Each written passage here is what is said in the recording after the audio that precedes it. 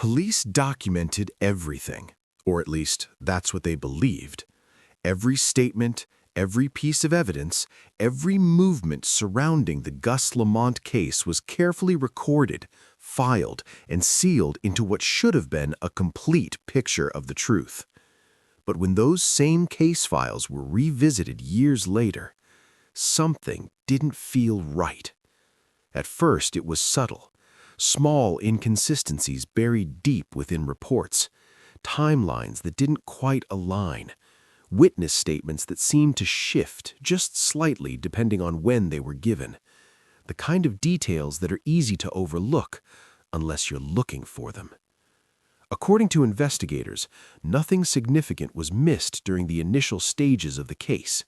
Procedures were followed, protocols were respected, and yet, forensic analysts and independent reviewers would later begin to question that confidence, because some details weren't just overlooked, they were never truly seen. Why did certain pieces of evidence receive so little attention? Why were potential contradictions dismissed so quickly? And more importantly, who decided they didn't matter? These aren't just gaps in an investigation. They're fractures in the narrative itself. And as those fractures begin to widen, a more disturbing possibility starts to emerge. If the police missed this, what else didn't add up? Because what investigators would uncover next wouldn't just challenge the case, it would begin to unravel it. At first, the sequence of events in the Gus Lamont case appeared clear, almost too clear. According to initial police reports, the timeline was established quickly, each movement accounted for, each moment neatly placed into a narrative that seemed to make sense. Investigators believed they understood what had happened that day, but almost immediately, something felt off. Because while the official timeline looked complete on paper, those who examined it closely began to notice subtle inconsistencies, small gaps that didn't quite fit, times that overlapped in unusual ways, witness accounts that aligned, but only at a surface level. At first, these details seemed insignificant, the kind of minor discrepancies that naturally occur in any investigation. But investigators would later realize they weren't random at all. They were patterns. And those patterns raised a troubling question. Was the timeline ever accurate to begin with? According to detectives, the early hours of the case were critical. Statements were collected quickly, and a working theory began to form almost immediately. This is standard procedure. Establish control, build a narrative, follow the most logical path. But that's also where the first cracks began to form. Because when a narrative is built too quickly, it can start shaping the evidence instead of the evidence shaping the narrative. Some behavioral experts suggest that once investigators commit to an early interpretation, confirmation bias can begin to take hold, subtly influencing which details are prioritized and which are quietly dismissed. And in this case, that possibility is hard to ignore. Take the witness statements, for example. At first glance, they seemed consistent. Individuals placed Gus Lamont at specific locations at specific times, creating a chain of events that felt reliable. But when those same statements were revisited later, small shifts began to appear. Timings changed, sometimes by minutes, sometimes by more. Descriptions became less precise. Certain observations that were initially emphasized seemed to fade into the background in later reports. Why? Were these just natural memory distortions, or was something else happening beneath the surface? Because what made this even more unsettling was not just what changed, but what stayed the same. Key elements of the narrative remained untouched, almost rigid as if they had been locked in place early on. And yet the surrounding details, the context, continued to shift. It created a strange imbalance, a story that looked stable from a distance, but unstable up close. And then there was the timeline itself. Visually, it appeared clean, structured, logical. But when analysts began mapping events more precisely, something unexpected emerged. Certain movements didn't quite align with the distances involved. The time it would have taken to travel between locations didn't always match the reported sequence. In some cases, the margin for error was so small it left almost no room for deviation. And yet no one seemed to question it at the time. Why didn't that raise concern? According to forensic analysts, timelines are one of the most critical elements in any investigation. They anchor the narrative, define opportunity, and help eliminate or include possibilities. So when a timeline contains even minor inconsistencies, it matters, because those inconsistencies can change everything. But in the Gus Lamont case, many of those inconsistencies were either minimized or never fully explored. And that raises an even deeper question. Was the timeline trusted because it was accurate or because it was convenient? Because as more details began to surface, another unsettling layer started to emerge: unexpected behavior. Individuals involved in the case didn't always act in ways investigators would typically expect. Reactions seemed delayed. Certain actions appeared out of place given the circumstances. At first, these behaviors were noted, but not deeply analyzed. But behavioral experts would later suggest that such deviations can be critical indicators, not necessarily of guilt, but of stress, fear, or concealed information. So why weren't these behaviors examined more closely? Why were they documented but not questioned? Because when you place those behaviors alongside the shifting statements and the fragile timeline, a different picture begins to form. Not of a clear linear sequence of events, but of something far more unstable. Something that doesn't quite hold together under pressure. And yet none of this was enough to disrupt the official narrative. The case continued forward, built on a foundation that in hindsight may not have been as solid as it seemed. Which brings us to the most unsettling realization of all. If these inconsistencies were visible from the beginning, why weren't they treated as red flags? Why were they allowed to exist without deeper scrutiny?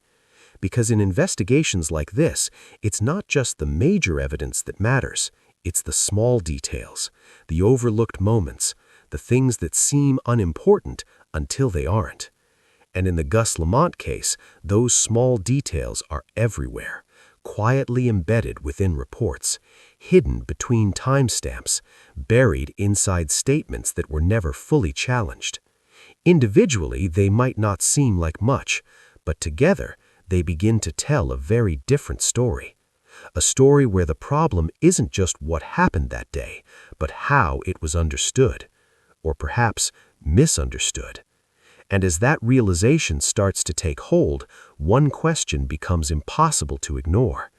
If the foundation of the case was this fragile, what else was built on top of it? Because what investigators would uncover next wouldn't just complicate the timeline, it would begin to expose just how much may have been missed. In every investigation, there is always one critical moment investigators return to: the last confirmed sighting. In the Gus Lamont case, that moment came down to a single individual, the last person known to have seen Gus Lamont alive. According to initial reports, this witness provided a clear and cooperative statement. They described the interaction, placed Gus at a specific location, and helped investigators anchor the timeline in its earliest stages. On paper, it was exactly what detectives needed: something stable, something reliable. But almost immediately, there was a problem. Because when that same statement was revisited, it wasn't the same anymore. At first, the changes were subtle: a slight adjustment in timing, a different choice of words, small variations in how certain moments were described. Individually, they didn't seem alarming. Human memory is imperfect. Investigators expect minor inconsistencies, especially in stressful situations. But this wasn't just minor inconsistency. It was evolution. The story wasn't just being recalled differently. It was being reshaped. Why? According to detectives, follow-up interviews are standard procedure. Witnesses are often re-questioned to clarify details or fill in gaps, and in many cases, those additional conversations strengthen the reliability of a statement. But here, something else was happening. Instead of becoming clearer, the account became less stable. Certain details that were initially stated with confidence began to soften. Words like definitely turned into I think. Precise times became approximate, and perhaps most concerning of all, new details began to appear, details that hadn't been mentioned before. Where did they come from? Were they remembered later? Or introduced for another reason entirely? Because forensic interview specialists often warn about this exact pattern. When a statement changes over time, not just in clarity, but in structure, it raises an important question. Is the memory being reconstructed or influenced? Some behavioral experts suggest that repeated questioning, external pressure, or even subtle cues from investigators can unintentionally shape how a witness recalls events, not necessarily through deception, but through suggestion. And in high-pressure cases, that line can become dangerously thin. But there was another layer to this, something that made the situation even more unsettling. It wasn't just what changed in the statements, it was what didn't. Certain key elements remained rigid, unchanged across every version of the account, almost as if those parts had been locked in place early on, and yet everything around them continued to shift.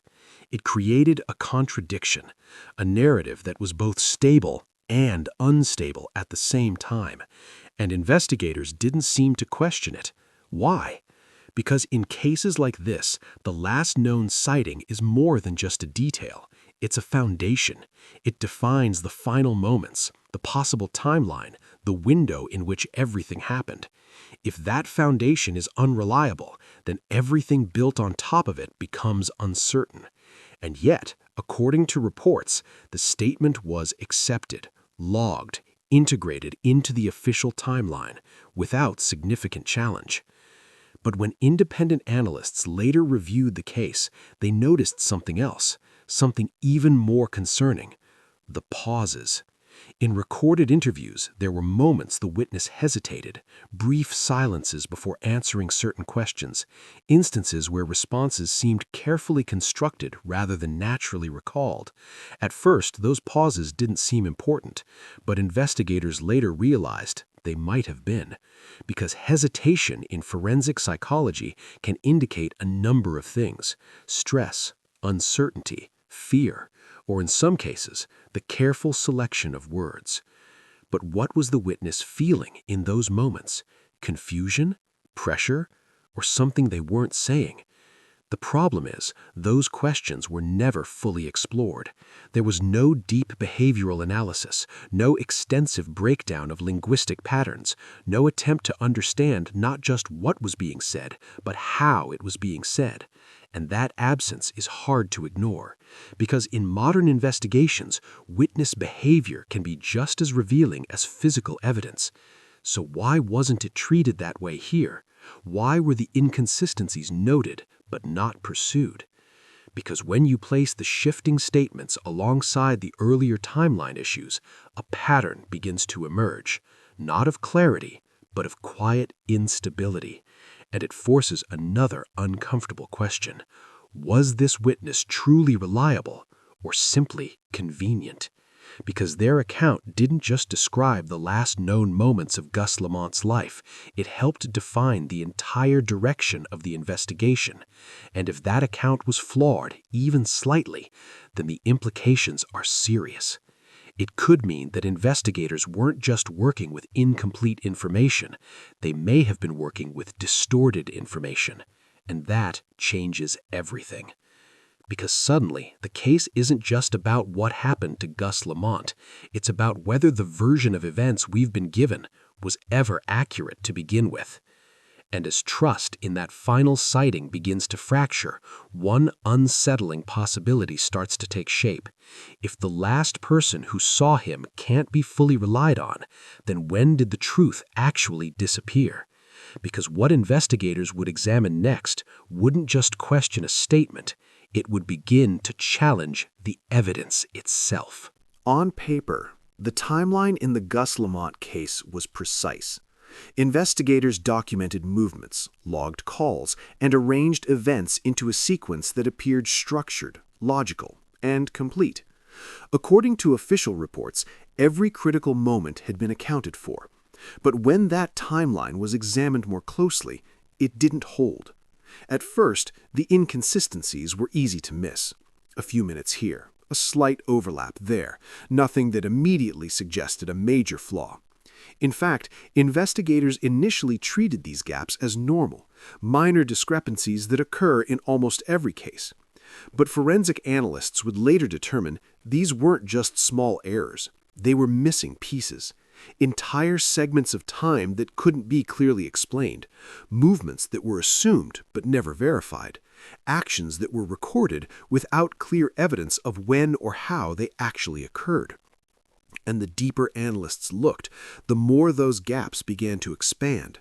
Why were there minutes, sometimes longer, where Gus Lamont's whereabouts couldn't be definitively placed? Why did certain reported movements rely entirely on witness recollection rather than physical evidence? Because in a solid timeline, every moment connects. Here, they didn't. According to investigators, one of the most critical elements of the timeline involved a series of reported movements between locations. On paper, these movements seemed reasonable. The distances were short enough, the time frames appeared plausible. But when independent reviewers reconstructed those same movements in real-world conditions, something didn't add up. The travel times didn't always match. In some instances, the timeline required near-perfect timing, leaving no room for delays, interruptions, or unexpected variables. And yet, there was no evidence that such precision was ever verified. So the question becomes, was the timeline built on what was possible or on what was assumed? Because assumptions in an investigation can be dangerous. They create a version of events that feels complete without actually being complete. And in this case, those assumptions may have filled in gaps that should have remained open. But the inconsistencies didn't stop there. When analysts began cross-referencing phone records, another issue emerged. Calls that were supposed to anchor key moments in the timeline didn't always align with the sequence presented in reports. At first, this seemed like a technical issue, perhaps a delay in logging or a simple reporting error, but investigators later realized the discrepancies were consistent. Some calls appeared to occur earlier than expected, others seemed delayed, and in certain cases, the timing of these calls created conflicts with witness statements, which raises an uncomfortable question. If the calls don't align and the statements don't align, then what exactly is the timeline based on? Because timelines are supposed to eliminate uncertainty, not create it. And yet, in the Gus Lamont case, time itself seemed to become unreliable. Moments that should have been fixed felt fluid. Events that should have been anchored felt disconnected. And perhaps most concerning of all, these issues weren't fully addressed during the initial investigation. Why? According to some investigative experts, once a timeline is established early in a case, it often becomes the framework through which all new information is interpreted. New evidence is expected to fit into that structure, even if it doesn't quite belong. And when something doesn't fit, it can be overlooked, or adjusted, or quietly ignored. Because challenging the timeline doesn't just question a detail, it challenges the entire case. And that's exactly what began to happen here. As more inconsistencies surfaced, the timeline didn't just show gaps, it began to fracture. Segments that once connected seamlessly now appeared isolated. Key transitions between events became unclear, and certain critical moments, moments that could define what really happened, remained completely unaccounted for. These weren't just missing minutes, they were missing answers, and within those missing answers lies possibility. Possibility that events unfolded differently than originally believed. Possibility that key interactions were never documented. Possibility that the truth exists somewhere inside those unaccounted gaps. But without clarity, those possibilities remain unanswered. Some behavioral analysts suggest that when timelines collapse in this way, it often indicates one of two things. Either the investigation lacked sufficient data from the beginning, or the data was there but not fully recognized. And in the Gus Lamont case, that distinction is critical.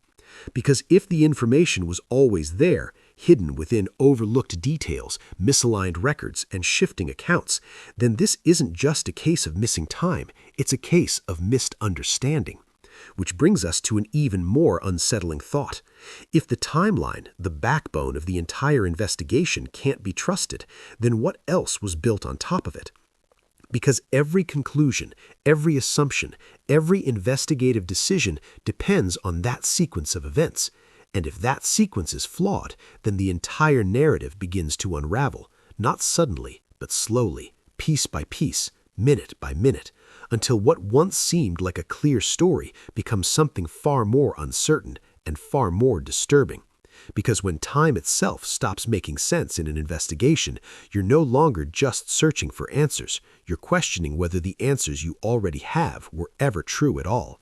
And what investigators would confront next wouldn't just expose gaps in time, it would begin to reveal gaps in the evidence itself. In the Gus Lamont case, investigators did find clues. Contrary to what many might assume, the scene wasn't empty. It wasn't silent, and it certainly wasn't without evidence. According to official reports, multiple items were documented, photographed, and logged during the initial investigation. On the surface, it appeared thorough, methodical even. But the most disturbing part isn't what was missing, it's what was there, and quietly overlooked. At first, it seemed insignificant, a small detail, barely mentioned in reports, something noted but not emphasized, the kind of thing that gets recorded out of routine, not because it immediately stands out. But investigators would later realize this detail didn't just belong at the scene, it may have explained it. So why wasn't it pursued? Because in the early stages of an investigation, attention is often drawn to what appears most obvious, larger pieces of evidence, stronger leads, clearer narratives. Smaller elements, especially those that don't immediately fit, can be pushed to the background. And in this case, that's exactly what seems to have happened. Forensic analysts reviewing the evidence years later began to question how certain items were handled, not because they were mishandled in a physical sense, but because they weren't fully analyzed in context. They were seen, but not understood. Take, for example, a detail mentioned briefly in the original reports. It didn't trigger alarms at the time. It wasn't flagged as critical. In fact, it was almost treated as incidental, something present, but not necessarily relevant. But when re-examined alongside the timeline inconsistencies and shifting witness statements, its significance began to change. Because suddenly, it wasn't just a detail, it was a contradiction. Why was it there? How did it get there? And perhaps most importantly, why didn't it fit the narrative investigators had already begun to build? Because evidence doesn't exist in isolation. It either supports a theory or challenges it. And when it challenges it, especially early in an investigation, it can create tension between what is observed and what is believed. Some behavioral analysts suggest that when this tension arises, there's a tendency, often unconscious, to deprioritize the conflicting detail, not because it's unimportant, but because it complicates the story. And in complex cases, simplicity can be seductive, but simplicity can also be misleading. Because when analysts revisited this overlooked clue, they noticed something else, something even more unsettling. It wasn't the only one. There were other details, small, scattered elements within reports, marks, objects, observations that were documented but never fully connected. Individually, they didn't seem significant, but together they formed a pattern that didn't align with the official version of events. So why weren't these connections made earlier? According to forensic specialists, recognizing patterns requires stepping back, looking at the entire scene holistically rather than focusing on isolated elements. But in fast-moving investigations, especially those driven by early assumptions, that broader perspective can be lost. And when that happens, important details can remain hidden in plain sight. But perhaps the most troubling aspect of all is how close investigators came to seeing it, because these clues weren't buried deep within obscure evidence. They were right there, photographed, written down, archived, waiting to be understood. And yet they weren't. Which raises a critical question. Was this a failure of observation or a failure of interpretation? Because seeing something is one thing, recognizing its importance is something else entirely. And in the Gus Lamont case, that distinction may have made all the difference. Some behavioral analysts suggest that when evidence is overlooked in this way, it can indicate more than just human error. It can reflect the direction of the investigation itself, the lens through which everything is being viewed. If investigators are focused on a particular narrative, they may unconsciously filter out anything that doesn't fit. Not intentionally, but inevitably. And that's where cases begin to drift, not because evidence is missing, but because it's misunderstood. Because when those overlooked details are finally re-examined, they don't just add information, they introduce doubt. Doubt about the timeline, doubt about the witness statements, doubt about the conclusions that were drawn. And once that doubt begins to spread, it becomes difficult to contain. Because now every piece of evidence must be reconsidered. Every assumption must be questioned. Every insignificant detail must be reevaluated. And the case that once seemed structured and controlled starts to feel unstable, uncertain, incomplete. Which leads to an even more unsettling realization. If these clues were always there and no one fully acted on them, then what else might still be hidden in plain sight? Because in investigations like this, the truth isn't always concealed. Sometimes, it's simply overlooked. And what investigators would confront next wouldn't just reveal missed clues, it would begin to expose the consequences of missing them. In the Gus Lamont case, investigators didn't just rely on physical evidence, they also documented behavior. Witness reactions, decisions made in critical moments, the way people responded under pressure, all of it was recorded as part of the case. According to reports, nothing immediately stood out as alarming. At least, not at first. Because behavior, unlike physical evidence, doesn't always reveal its meaning right away. It has to be interpreted, compared, and understood within context. And in many investigations, unusual reactions are often explained away as stress, shock, or confusion. But in this case, some of those behaviors didn't just seem unusual, they felt inconsistent. At first, it was subtle. A delay in reporting something that, under normal circumstances, would have been immediate. A reaction that seemed muted when urgency would be expected. Decisions that didn't quite align with the seriousness of the situation. Individually, each moment could be explained, but together, they began to form a pattern. And that pattern raised a difficult question. Why didn't this feel right? According to behavioral analysts, when individuals are placed in high-stress, unpredictable situations, their reactions tend to follow certain psychological patterns: heightened alertness, urgency, emotional intensity. While variations exist, there are baseline responses that investigators often look for. But here, some of those expected responses were missing, or delayed, or replaced with something else entirely. Take, for example, the timing of certain actions. In situations involving potential danger or uncertainty, immediate response is critical. People tend to act quickly, seeking help, asking questions, trying to regain control. But in the Gus Lamont case, there were moments where action didn't match expectation. Why the hesitation? Was it confusion, uncertainty, or something more complex? Because hesitation in behavioral analysis can mean many things. It can reflect cognitive overload, the brain struggling to process a sudden event. It can indicate fear, where action is delayed by uncertainty. But it can also suggest something else: deliberation, the act of choosing what to do, carefully.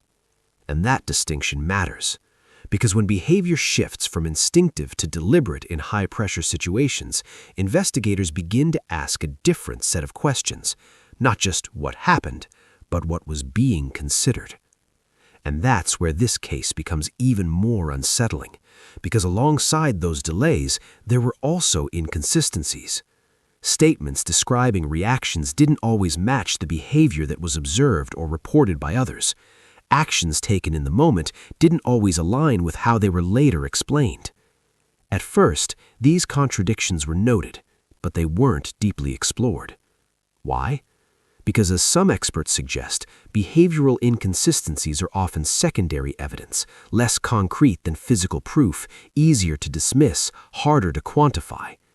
But that doesn't make them irrelevant. In fact, in many cases, behavior becomes the key to understanding what physical evidence cannot explain. So why wasn't that the case here? Why were these inconsistencies documented but not analyzed in depth? Because when those behavioral patterns are placed alongside the fragile timeline and the shifting witness statements, they don't just seem unusual, they seem connected to the same underlying instability that runs through the entire case. And then there's another layer, one that's even harder to ignore. Some individuals involved made decisions that, in hindsight, appeared difficult to explain.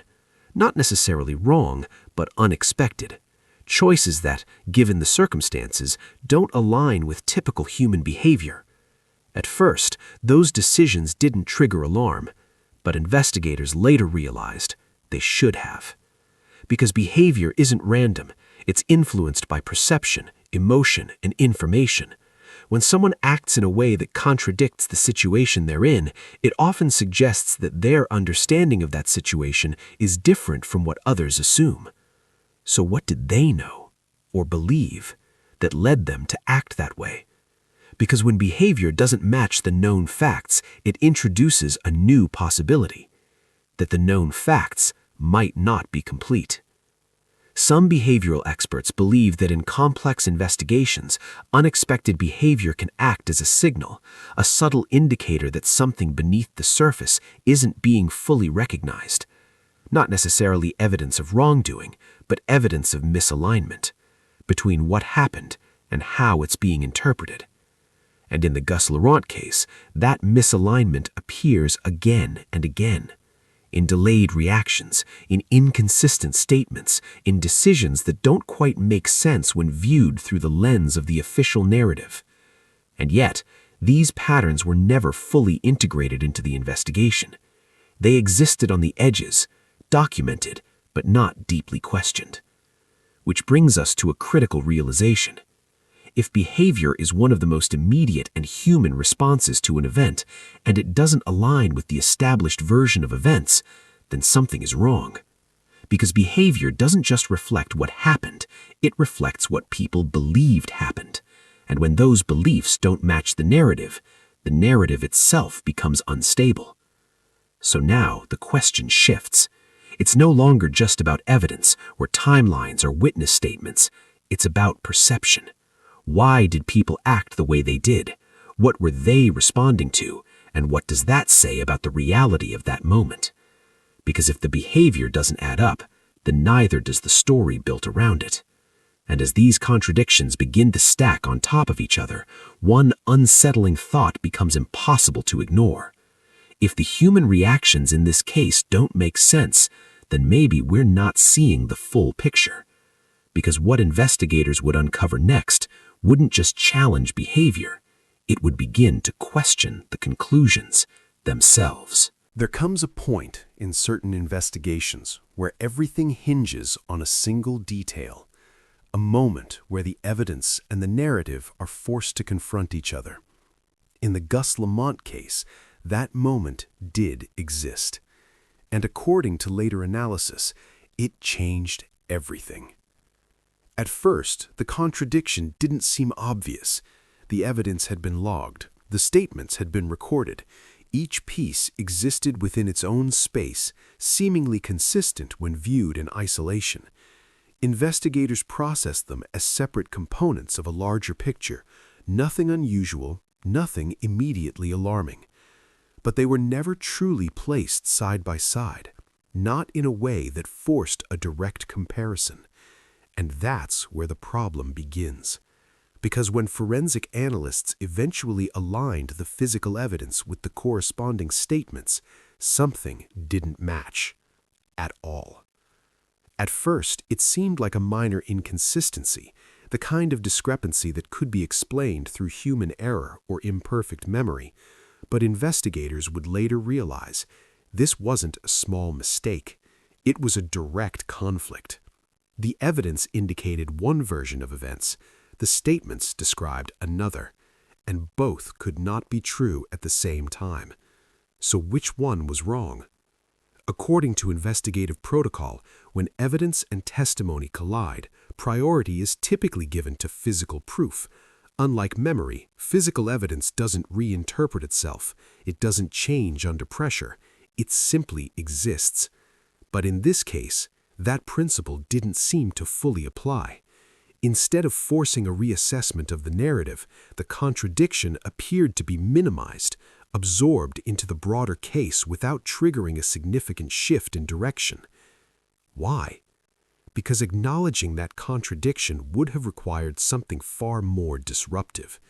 It would have required admitting that the foundation of the investigation might be flawed. And that's not a simple adjustment. That's a complete reset. Some investigative experts suggest that once a case reaches a certain point, once resources, time, and conclusions have been invested, there can be resistance to revisiting core assumptions, not out of negligence, but out of momentum. The case moves forward, even if something doesn't quite fit. But here, that something wasn't minor. It was critical. Because when analysts broke it down further, the contradiction didn't just exist at a surface level, it extended deeper. The timing didn't align, the positioning didn't align. Even the sequence of events, when reconstructed based on the evidence alone, suggested a version of reality that diverged significantly from what had been officially recorded. And that raises an unavoidable question. If the evidence tells a different story, why wasn't that story followed? Because this wasn't just a disagreement between two interpretations. It was a structural failure, a point where the case could have shifted, could have been redirected, reconsidered, rebuilt. But it wasn't. And the consequences of that decision ripple through everything that followed. Because once a contradiction like this is overlooked, it doesn't disappear. It lingers, quietly undermining every conclusion built on top of it. And that's exactly what seems to have happened here. As more elements of the case were reviewed, this contradiction began to echo outward. Other inconsistencies, previously dismissed, started to take on new meaning. Details that once seemed unrelated began to connect. It was as if this single point of conflict had exposed something larger, a pattern of misalignment between what was documented and what was understood. But perhaps the most unsettling aspect of all is how visible it was. This wasn't hidden evidence. It wasn't buried deep within obscure reports. It was right there, recorded, accessible, waiting to be compared. And yet, it wasn't. Which brings us to a deeper psychological layer of the investigation. Some behavioral analysts argue that when confronted with information that directly challenges an established belief, there is a natural tendency to resist it, to reinterpret it in a way that preserves the existing narrative, not consciously, but instinctively. And in high-stakes investigations, that instinct can have serious consequences, because instead of asking, "What does this contradiction mean?" the question becomes, how can this contradiction be explained away? And that shift changes everything, because now the investigation isn't being guided purely by evidence, it's being guided by the need for consistency. And when consistency becomes the goal, truth can become secondary. So now we're left with a case where the timeline doesn't fully align, the witness statements continue to shift, the behavior raises questions, clues were overlooked, and now the evidence itself contradicts the narrative. At what point does this stop being coincidence and start becoming something else? Because when one contradiction appears, it can be dismissed. When multiple contradictions appear, it becomes a pattern. But when a contradiction strikes at the core of the case, it becomes something far more dangerous. It becomes a fracture, a break in the logic that holds everything together. And once that fracture forms, it spreads through every assumption, every conclusion, every piece of the story that was built on top of it. Until eventually the question is no longer what happened. It becomes something much more unsettling. Can we trust anything we've been told about this case? Because if this contradiction was overlooked, if something this fundamental was missed or ignored, then the implications go far beyond a single detail. They reach into the very core of the investigation itself. And what investigators would have to confront next wouldn't just challenge the narrative. It would begin to question whether the truth was ever fully pursued at all. The Gus Lamont case had long been treated as a linear story, a sequence of events neatly logged, statements collected, evidence filed. On paper, it made sense, but in investigations like this, sense can be deceiving. According to some behavioral analysts and investigative experts who revisited the files years later, there was a possibility, a theory that no one in the original investigation seriously explored. At first glance, it seemed almost too speculative to consider, yet the more they looked, the more unsettling it became. This alternative angle suggested a chain of events that diverged from the accepted narrative, one that, if valid, could have entirely changed the trajectory of the investigation. It wasn't just a minor detail overlooked, it was a potential pathway the case never followed. Visuals show an alternate path highlighted on a map, winding through areas previously dismissed, shadowed and dimly lit. The words "ignored" appear over the screen, demanding attention. At first, investigators dismissed the idea as unlikely. After all, the case had already been examined from multiple angles. Witness statements, forensic reports, timelines, they all seemed to fit together. But the problem is, when you overlay this theory against the documented evidence, cracks start to appear. Certain small details, movements unrecorded, overlooked calls, and behavioral anomalies suddenly make sense within this framework. Not all, but enough to suggest that the case may have skipped a critical investigative route. Some forensic analysts later emphasized that physical evidence might align more convincingly with this theory than the original story. A single overlooked fingerprint, a misplaced object, a timing discrepancy that didn't fit the official sequence, but now forms a pattern under this alternative perspective. And here's the chilling part. If this theory is even partially correct, it implies that everything previously assumed about the case could be incomplete or even misleading. The narrative, carefully constructed over months of investigation, may have been built atop missing pieces that, had they been considered, might have led detectives down an entirely different path. Behavioral experts weigh in. They note that in complex investigations, there's often a cognitive bias at play. Once a particular narrative is established, contradictory information is unconsciously minimized or ignored. Statements that don't fit are rationalized. Evidence is shuffled to align with pre-existing conclusions. It's human nature, but in a high-stakes case like this, it can obscure the truth. What's especially unsettling is that this theory wasn't buried in obscure files or confidential reports. It existed in the data, in the inconsistencies, in the same reports that investigators had reviewed, yet it never became a line of inquiry. The question then becomes unavoidable. Why wasn't this considered? Was it an oversight? A procedural blind spot? Or, more unnervingly, did the momentum of the original investigation simply make it too difficult to reconsider? Visuals shift to a shadowy reenactment, a figure moving along paths never documented, the camera flickering with uncertainty. Every step suggests choices and events that don't appear in official timelines. Overlay text reads, "Could this change everything?"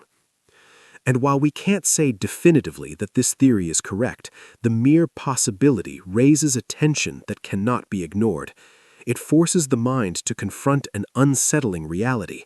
If even one plausible alternative path exists that investigators overlooked, then what else might they have missed?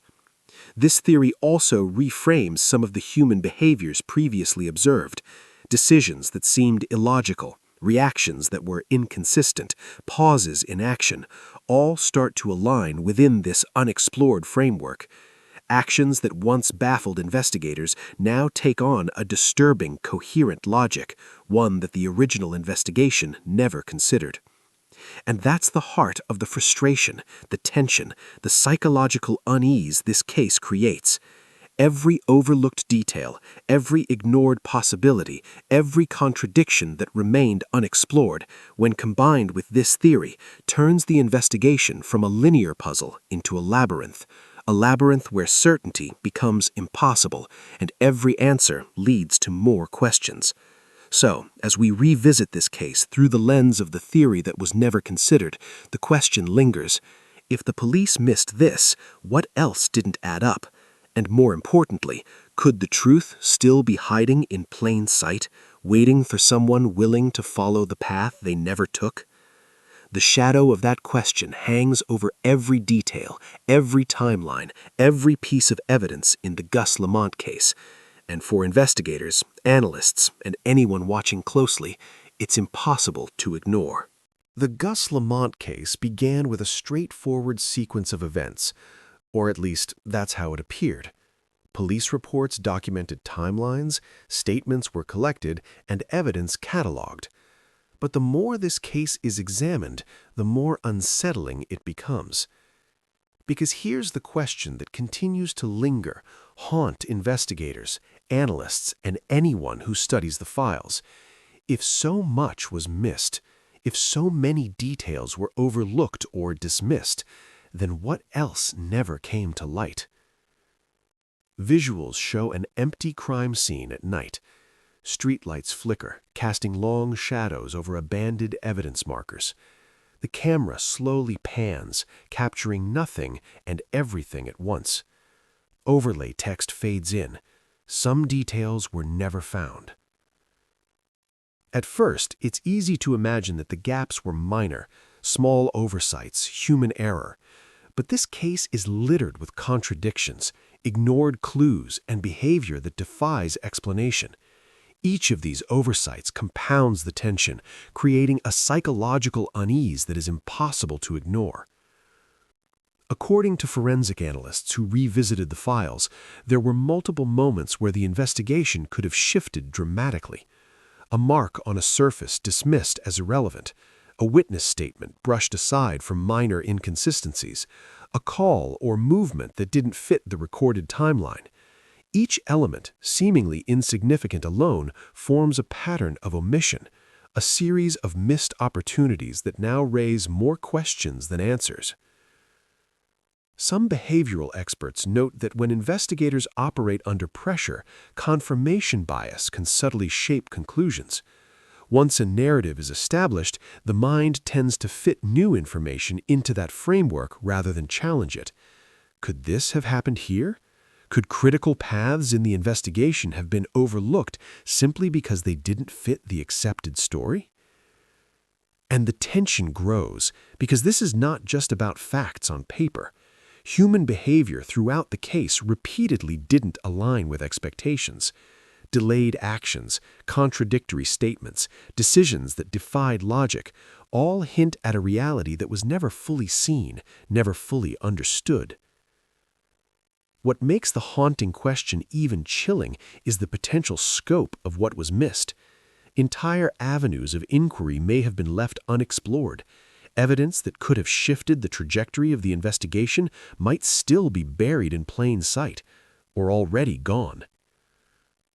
Visuals shift to a slow fade to black. The ambient sound dims to a low hum, punctuated by distant sirens. Every unanswered question echoes in the emptiness. The camera lingers on a darkened doorway, symbolic of paths never taken, leads never followed, truths never uncovered. And as the case sits unresolved, the ultimate frustration remains. We may never know the full story. But one thing is undeniable. This case was never as simple as it seemed. Each contradiction, each ignored detail, each unusual behavior builds into a narrative that is as psychologically complex as it is confounding. This is the question that continues to haunt everyone who examines it. If investigators missed so much already, what else didn't add up? And in a case where every overlooked detail carries weight, perhaps the most important answers were the ones that were never recorded, never questioned, never pursued. The Gus Lamont case remains an enigma, a labyrinth of gaps, contradictions, and ignored evidence. And it leaves us with a lingering unease that sometimes the most disturbing truth is not what happened, but what was never seen at all. For viewers following this investigation, it's a stark reminder that even in cases where the facts seem clear, there is always room for doubt. And when doubt exists, curiosity becomes the only compass. If you're interested in real investigative crime stories like this one, consider subscribing for more deep dive documentaries. Because in cases like Gus Lamont's, the questions are far from over, and the answers, if they exist, may still be hidden. The Gus Lamont case remains unresolved, a tangle of contradictions, overlooked evidence, and behavior that never made sense. Every report, every timeline, every statement holds gaps, clues that were ignored or never fully pursued.